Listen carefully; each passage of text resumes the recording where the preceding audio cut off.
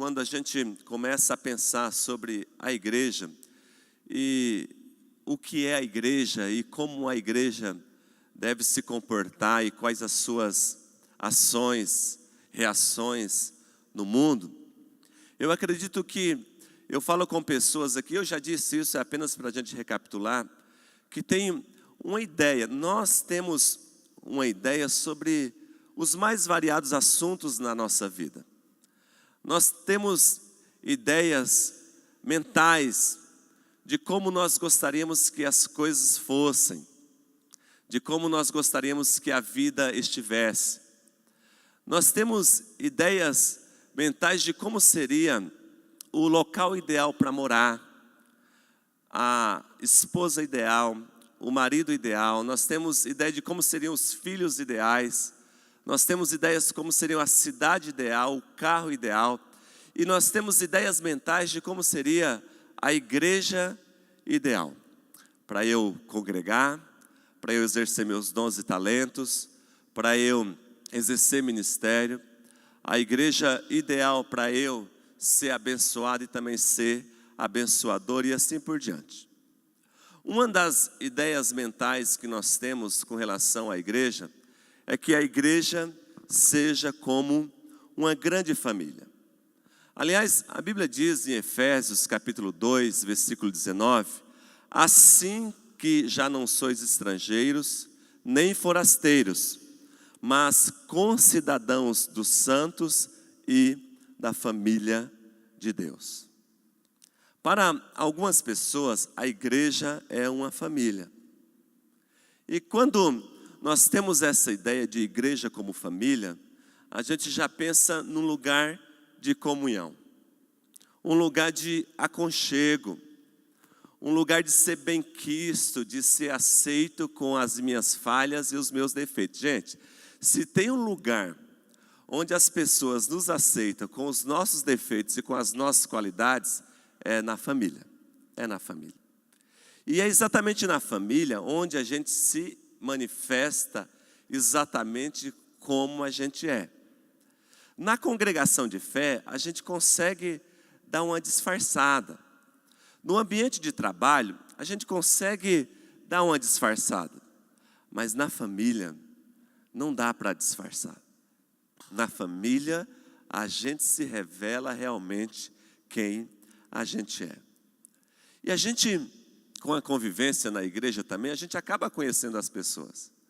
O jeitão de um, o jeitinho da outra. E a gente acaba convivendo e percebendo quem é quem nessa obra maravilhosa que Deus escolheu e chamou para vivermos juntos e irmos para o céu juntos um dia. A igreja família é o lugar de praticarmos aquelas incumbências daquela série que eu fiz no final do ano passado, chamada de Uns aos Outros. Na igreja família é onde a gente ama um ao outro, é onde a gente perdoa um ao outro, é onde a gente cuida um do outro, é onde a gente serve um ao outro. Enfim, na igreja família nós somos uma comunidade. E na igreja família, a gente que tem essa ideia mental de igreja como família, a gente prioriza os relacionamentos. Ou seja, o que vale é a gente estar bem, apesar das nossas diferenças. A gente prioriza as resoluções dos conflitos quando eles se apresentam, seja nos ministérios, seja na convivência interpessoal uns com os outros. A gente prioriza a intimidade e também a irmandade. Na igreja família, nós somos caracterizados por termos um orgulho, no sentido positivo, de estarmos separados do mundo. E é interessante, se a gente tem a ideia de igreja como família, se a gente não percebe esse ambiente ou essa ambiência, a gente se sente que não pertencente. Eu não pertenço a essa igreja, porque o meu ideal de igreja é que ela fosse mais acolhedora, sabe? Onde houvesse mais aconchego, onde houvesse mais intimidade. Aí a pessoa se sente não pertencente. Já para outras pessoas, a ideia de igreja é que a igreja fosse um hospital. Mateus 21, 14 diz: e foram ter com ele no templo, ou seja, na igreja, cegos e coxos, e ele, Jesus, os curou. Para alguns a igreja é um verdadeiro hospital. É um lugar onde as pessoas que foram feridas nas guerras no mundo, um lugar onde as pessoas que foram machucadas venham em busca de ajuda, venham em busca de cura, venham em busca de algo que possa fazer com que elas melhorem das machucaduras da vida e do mundo. Na igreja hospital, há uma ênfase muito grande no aconselhamento, no cuidado emocional das pessoas. É uma igreja que funciona como uma capelania, ou seja, a função principal da igreja como hospital é diminuir a dor do outro que chega, diminuir o sofrimento daquele que vem a ela. Na igreja hospital, a responsabilidade de cada um é levar os fardos uns dos outros e curar as feridas. Igreja hospital. Já na mente de outras pessoas, a igreja ideal seria uma igreja escola. Uma igreja escola. Lucas 21, 37 diz: e de dia ensinava no templo, e à noite saindo ficava no monte chamado das Oliveiras. Igreja escola. Provavelmente a maioria das pessoas que vem domingo de manhã estudar a Escritura Sagrada tenha essa ideia mental de igreja, de que a igreja é um grande centro educacional de ensino das verdades espirituais contidas na Bíblia Sagrada e um ensino profundo de quem é Cristo, de quem é Jesus, de como ir para o céu, de como servir a Deus, de como amar a Deus, de como ter uma conduta de vida adequada. A igreja escola, ela foca no treinamento, no aspecto pedagógico, nos cursos, nos estudos bíblicos. Igreja escola é o centro do ensino que aglomera alunos, como numa sala de aula, onde são ensinados conceitos, sendo o centro da iluminação das doutrinas da Escritura Sagrada.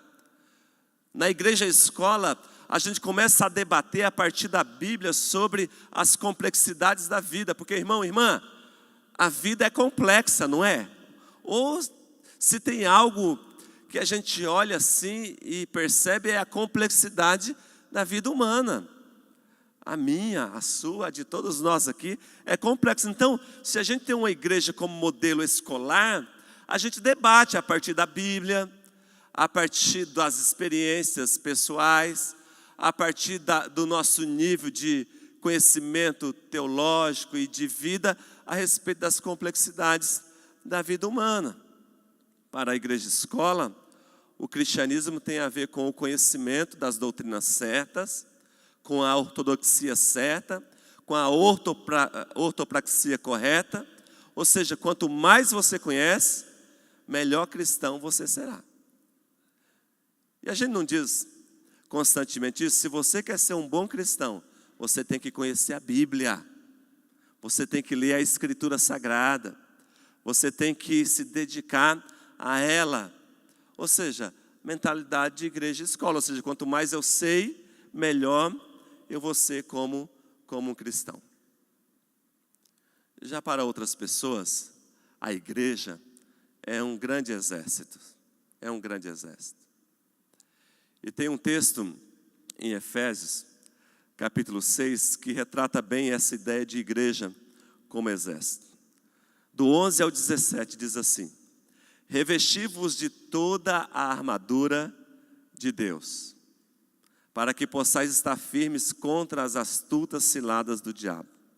Pois não temos de lutar contra a carne e o sangue, e sim contra os principados, contra as potestades, contra os poderes deste mundo tenebroso, contra as forças espirituais da maldade nas regiões celestiais. Portanto, tomai toda a armadura de Deus, para que possais resistir no dia mau, e havendo feito tudo, ficar firmes. Estai, pois, firmes, tendo cingidos os vossos lombos com a verdade, e vestida a couraça da justiça, e calçados os pés na preparação do evangelho da paz, tomando sobretudo o escudo da fé, com o qual podereis apagar todos os dardos inflamados do maligno. Aleluia.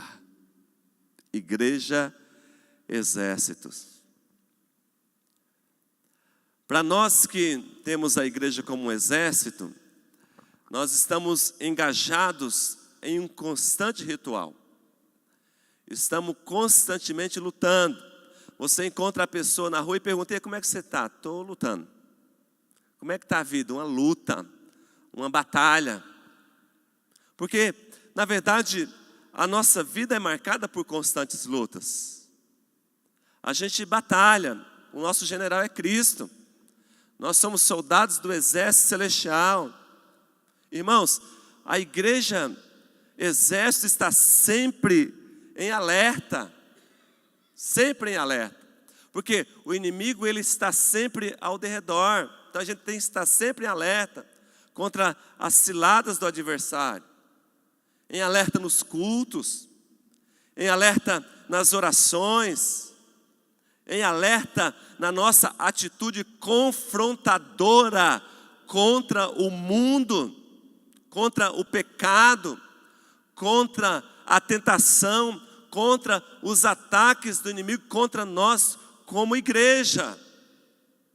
Nós estamos sempre em constante batalha, porque a vida cristã é extremamente bélica. É de luta. Nós temos que lutar para estar firmes, é o texto de Efésios, no Senhor. Por que a gente está em pé até hoje? Em pé na fé, eu digo. Porque a gente luta em fé e o Senhor Jesus, pela misericórdia dele, nos ajuda. Porque a Bíblia diz que se não fosse o Senhor, o inimigo já teria nos consumido vivos, já teria nos destruído. Já teria acabado com qualquer um de nós aqui. Por que o inimigo não acabou com nenhum de nós aqui? Porque, para a honra e glória de Jesus, o Senhor tem nos dado força para lutar. Para lutar. Por que a gente não saiu do caminho do Senhor ainda? Porque o Senhor tem nos dado força para lutar. Por que a gente não desistiu da fé? Porque o Senhor tem nos dado força para lutar.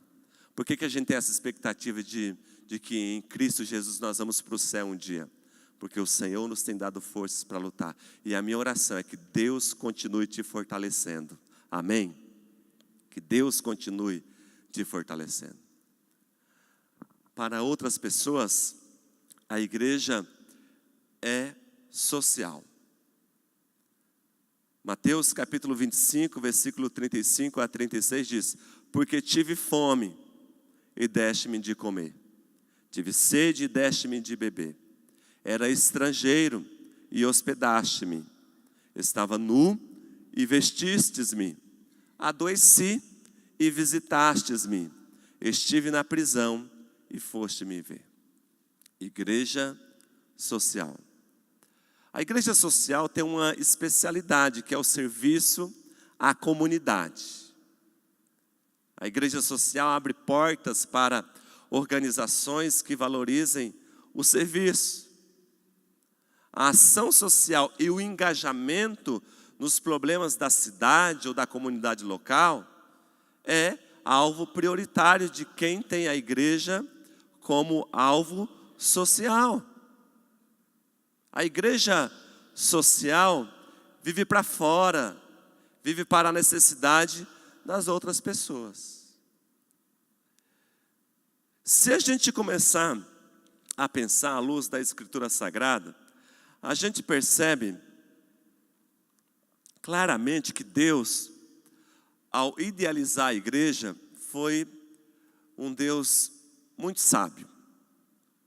Porque eu percebo que a igreja pode sim ser uma família, a igreja é a família. Eu percebo que a igreja pode sim ser hospital, a igreja hospital. Eu percebo que a igreja pode ser sim uma escola, a igreja escola.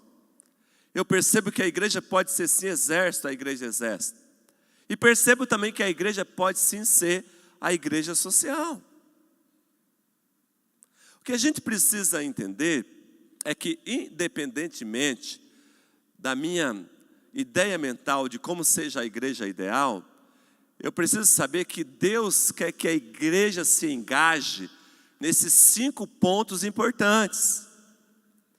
E que Deus levanta dentro da comunidade de fé pessoas com essa ideia mental de realização da obra como igreja. Talvez eu esteja diante de pessoas aqui que, por mais que se preocupem com as pessoas necessitadas, não tem um engajamento tão direto com esse grupo de pessoas. Mas se você convoca essa pessoa para uma reunião de oração, para uma campanha de jejum, para uma consagração, a igreja exército, essa pessoa está presente. Ou seja, Deus se manifesta de uma forma múltipla, conforme diz a Escritura Sagrada, dentro da sua igreja, e que assim a obra do Senhor vai sendo realizada, vai sendo feita. A gente precisa simplesmente conviver com as idealizações de cada pessoa e, à medida do possível, ajudar o outro naquilo que ele faz no reino de Deus. A igreja, irmãos e irmãs, é um sinal. A igreja é um sinal. A igreja, ela serve como um sinal para o mundo. A igreja família, ela pode mostrar para as famílias constituídas de pai, mãe e filhos que sim, é possível uma convivência harmoniosa, uma convivência de respeito. É um sinal para as famílias lá de fora do mundo de que Deus pode gerar uma comunhão extraordinária. A igreja serve de sinal para o mundo ferido de que em Cristo Jesus há cura para a alma, há cura para o corpo, há cura para os conflitos interiores e para os aflitos, seja quais forem as razões.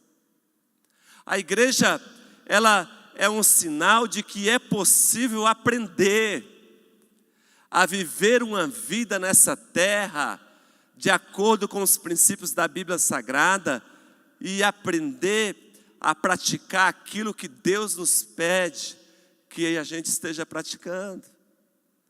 A igreja, ela é um sinal de que a vida é marcada por batalhas, mas que em Cristo Jesus é possível vencer e sermos mais do que vencedores, aleluia, por isso.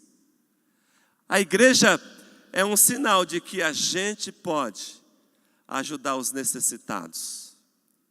Alguns de nós têm a expectativa de que o governo o faça, de que algumas instituições específicas o façam.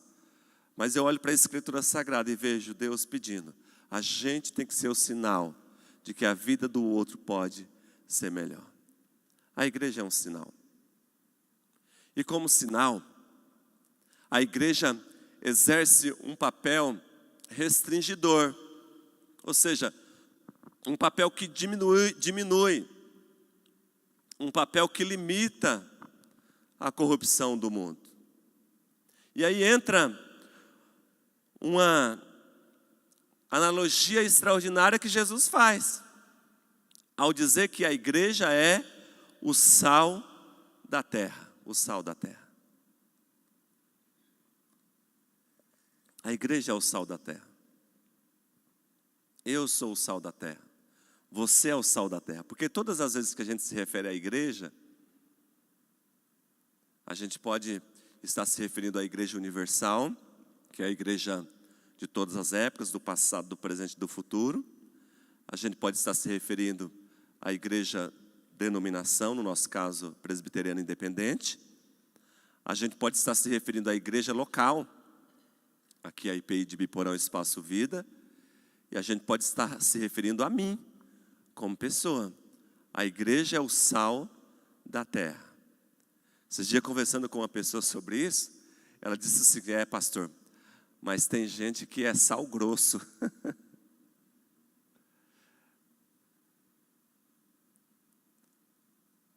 Mas essa analogia de Jesus Cristo com relação à igreja é extraordinária, o sal da terra. Você conhece a história. Na época que Jesus diz isso, o sal era um dos elementos mais importantes, mais úteis, e um dos elementos mais valorizados. Para você ter uma ideia, a palavra salário vem de sal, porque os soldados recebiam o seu pagamento no final do mês em pacotes ou sacos de sal. Daí vem a nossa palavra salário. O sal era extremamente importante nessa época. Não havia como conservar alimentos, especialmente carnes, se não fosse através do sal. Hoje, o sal está mais presente no sentido de conservação no charque, no jabá. Aquela carne que é salgada e ela é preservada através do sal. A igreja é o sal da terra. Ela diminui, ela limita, ela restringe a corrupção do mundo. Ela coíbe a decomposição. Gente, sabe por que ao observarmos o mundo da perspectiva da igreja, a gente chega à seguinte conclusão: o mundo está perdido. O mundo está nojento. O mundo está nauseante. O mundo está indo de mal a pior. Mas você sabe por que o mundo não está pior do que está? Por causa da igreja. Por causa da igreja. Porque a presença da igreja no mundo ainda restringe o mal no mundo.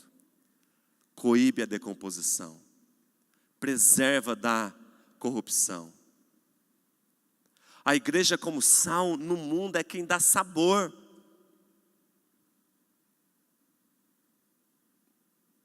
Todos nós aqui, embora alguns sigam as orientações médicas na restrição da quantidade de sal, mas todos nós gostamos de uma comida, uma salada com um temperinho bom. Com um salzinho, para dar um sabor, para ficar mais fácil de degustar. E quando a gente olha para a Escritura Sagrada, eu percebo que a igreja é quem dá sabor ao mundo. Por que é que Deus não destruiu esse mundo ainda com o poder que Ele tem, com o sopro da sua boca, como diz a Escritura? Por sua causa, porque você ainda está aqui para preservar. O sal é um elemento extraordinário.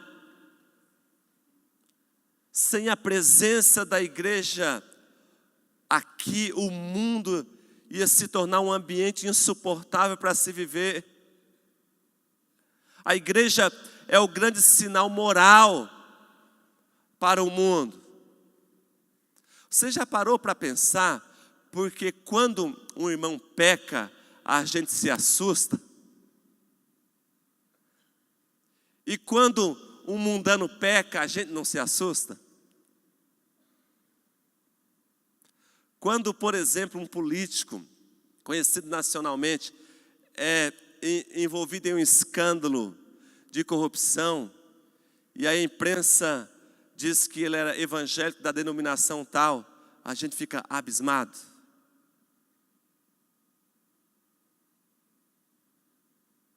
Quando o mundano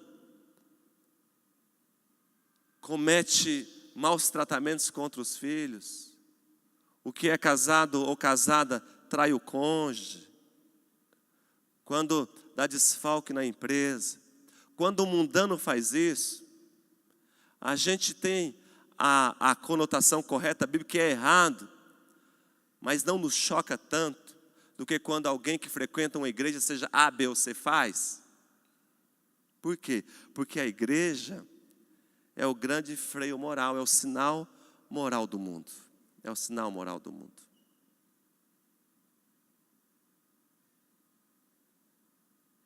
É aquela que é o exemplo. Sabe por quê? Porque o problema do sal, segundo o texto da Escritura Sagrada, não é ele deixar de ser sal. O texto diz no versículo 13: vocês sois o sal da terra. Mas se o sal se tornar insípido, com o que há de se salgar? Para nada mais serve, senão para ser lançado fora e pisado pelos homens. Em nenhum momento, Jesus Cristo fala que a igreja deixará de ser sal. Sal sempre vai ser sal. O grande perigo é o sal se tornar insípido, ou seja, perder a sua característica e a sua capacidade de salgar. Eu, pessoalmente, nunca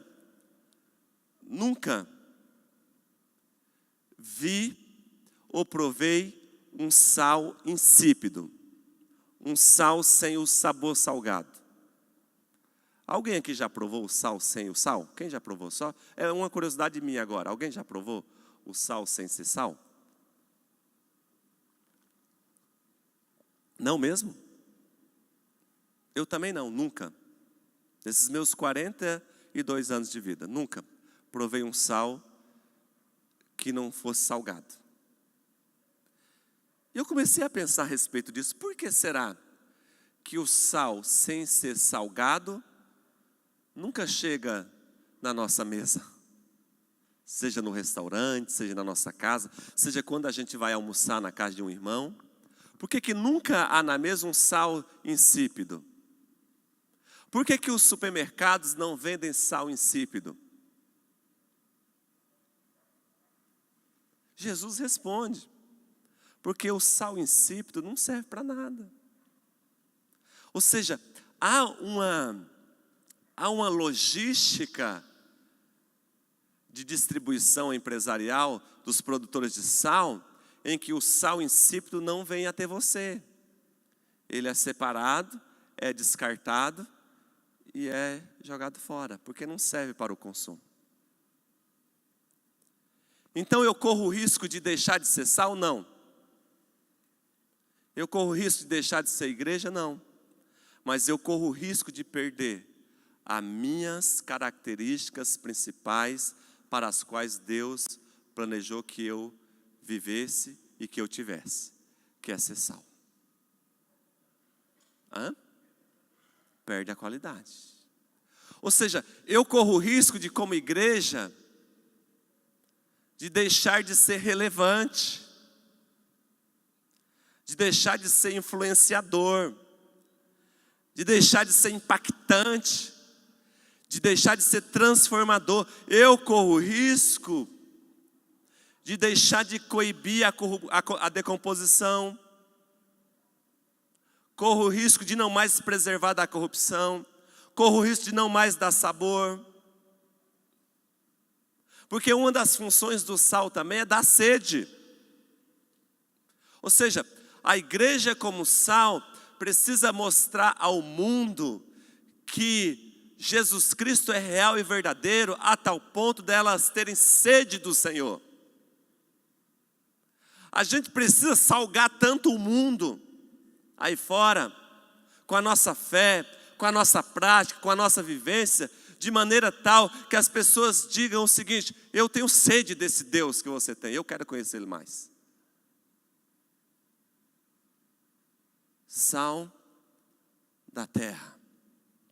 Mas Jesus Cristo, Ele diz também que a igreja é a luz do mundo. Ou seja, a igreja, ela exerce um papel positivo de transformação no mundo, como luz do mundo. A luz, primeiramente, irmãos, ela é símbolo da verdade. Símbolo da verdade. a gente anda em verdade, amém? Em todo o tempo, nos todos os relacionamentos. A igreja é também símbolo da pureza. Eu acho maravilhoso quando Jesus disse que a igreja que vai subir é sem mácula, ou seja, é pura.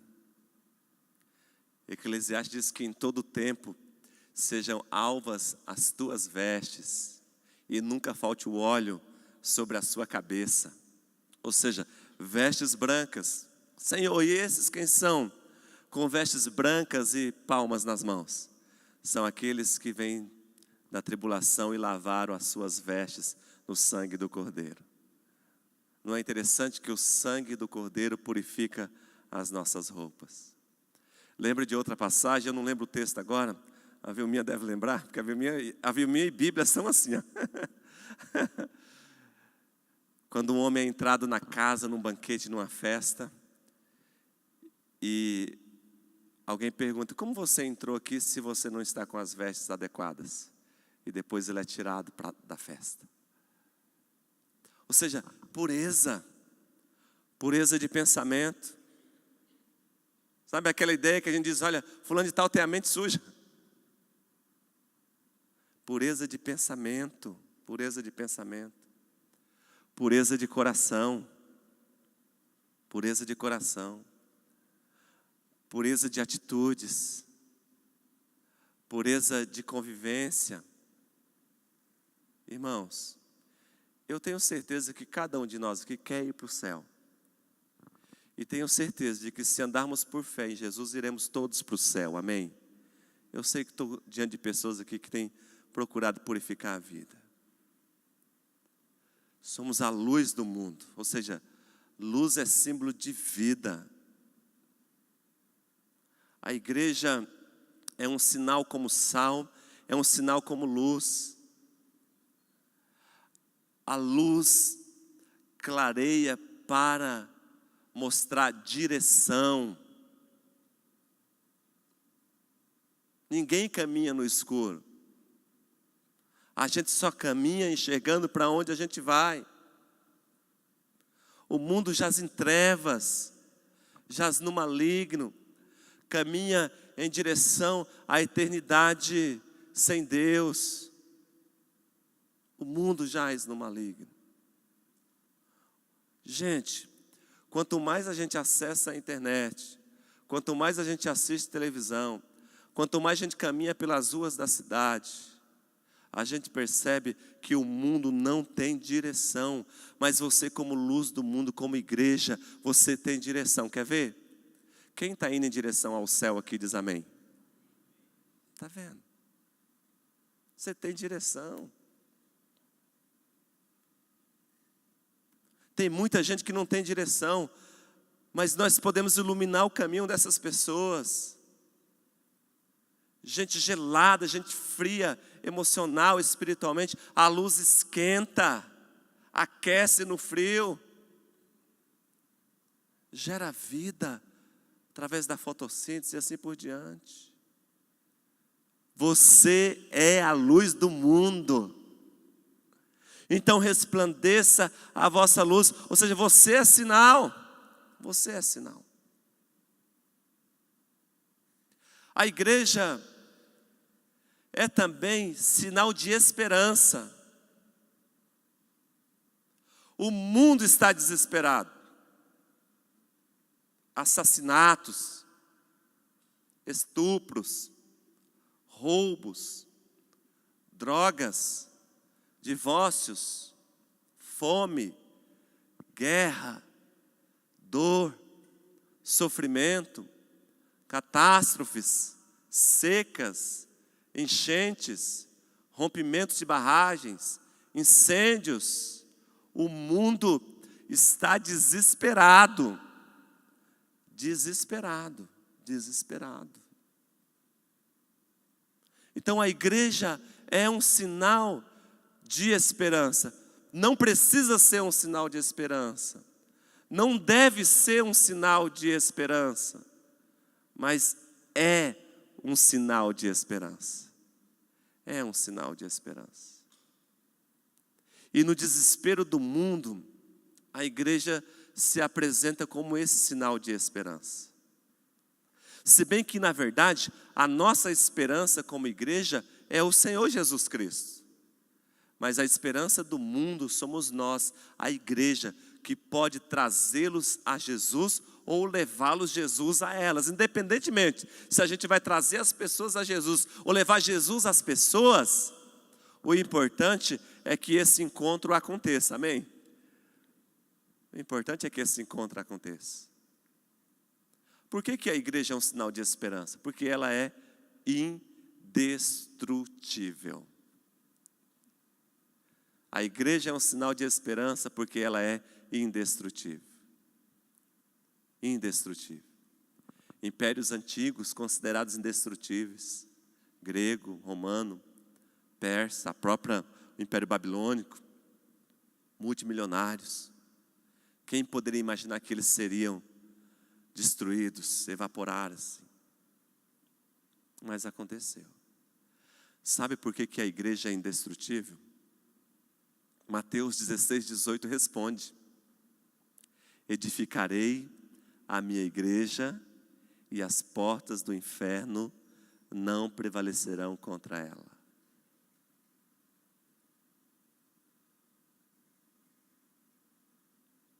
A igreja, ela é sinal de esperança e ela é indestrutível porque ela está sendo edificada por alguém atemporal e infalível.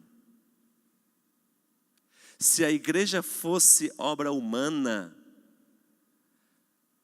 idealizada por gente, iniciada por pessoas humanas, pessoas que vivem um período de tempo na história e depois partem para a eternidade com o Senhor, aí a gente poderia ficar preocupado com relação à igreja e a sua possibilidade de ser destruída. Mas a igreja, ela é edificada por alguém atemporal. Alguém que não está preso ao nosso tempo. Alguém que está presente no passado, no futuro e no presente ao mesmo tempo. Deus, o Todo-Poderoso. E é edificada por alguém infalível. Deus não falha. Deus não falha. Você observa como a igreja tem sido atacada ao longo da história? Quantas pessoas inteligentíssimas têm se levantado contra a igreja ao longo da história? Quantas pessoas com um poder aquisitivo extraordinário têm se levantado contra a igreja na história? Quantas pessoas de influência têm se levantado contra a igreja na história? Quantos reinos, governos, potestades têm se levantado contra a igreja na história? E a igreja tem permanecido, porque quem edificou a igreja é infalível, é o meu, é o seu, é o nosso Deus Todo-Poderoso, aleluia. Irmãos, eu não tenho o menor temor na minha vida de que a igreja seja destruída. Ela não será, não será. Eu não cogito essa possibilidade de um dia a igreja deixar de existir. Eu não cogito isso. Pode acontecer o que for, pode criar leis, pode ter abertura para o que for de imoralidade, pode fazer o que for, a igreja sempre vai existir, amém? Porque ela é de Deus, ela é de Deus, ela é um sinal de esperança por isso.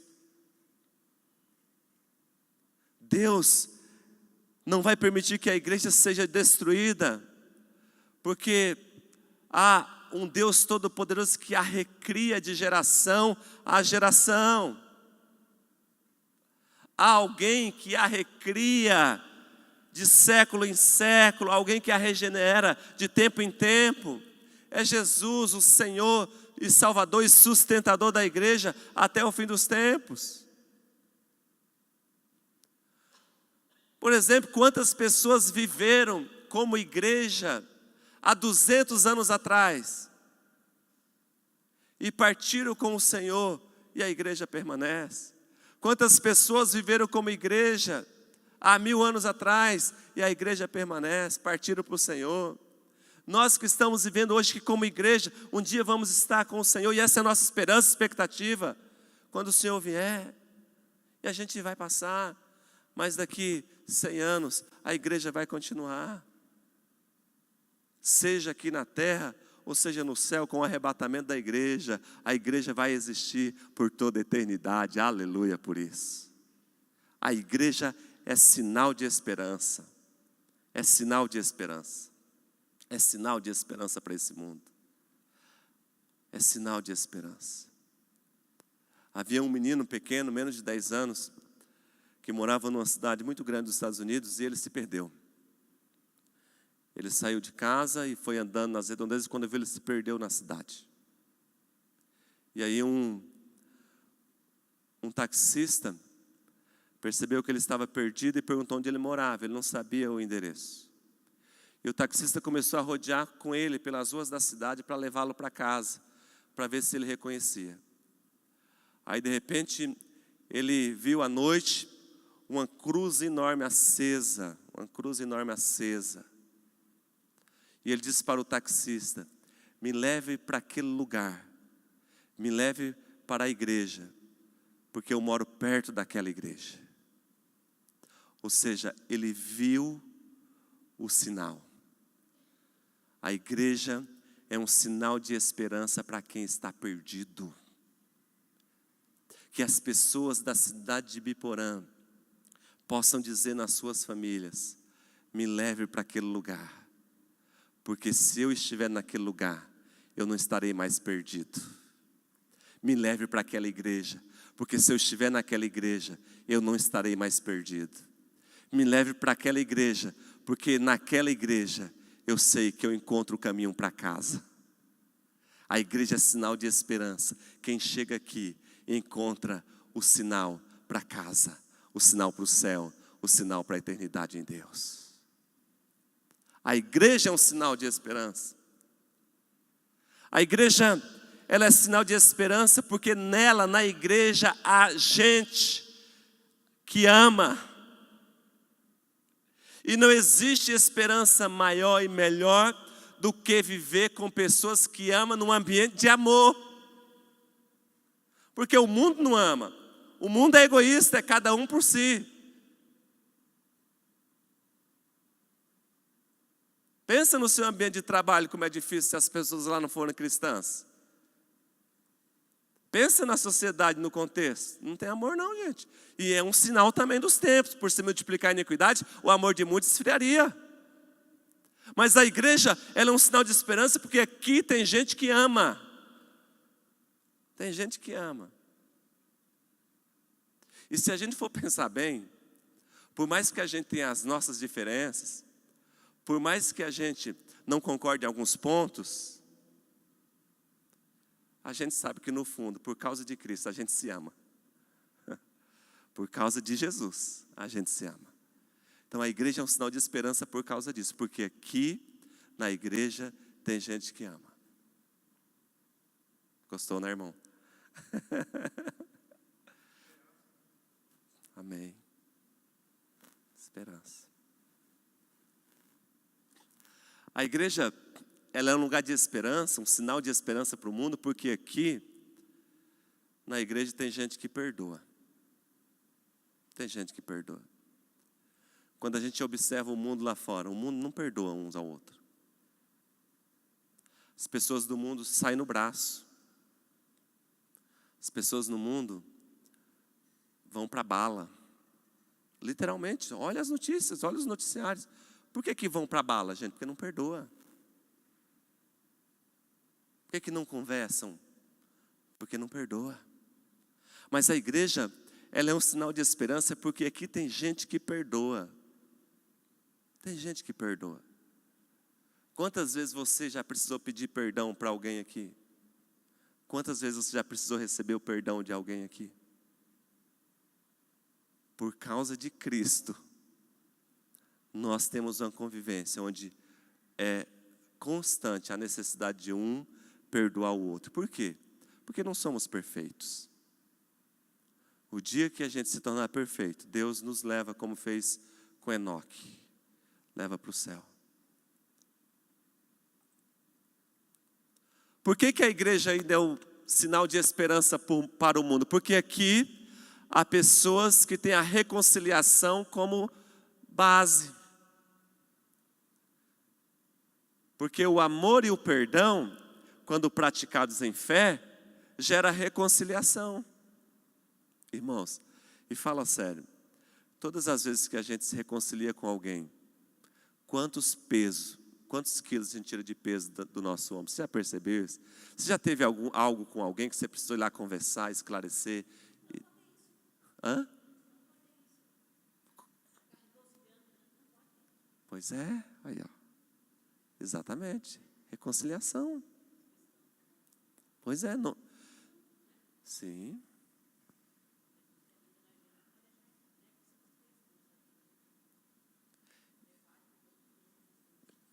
Quando depender de vós, tem paz.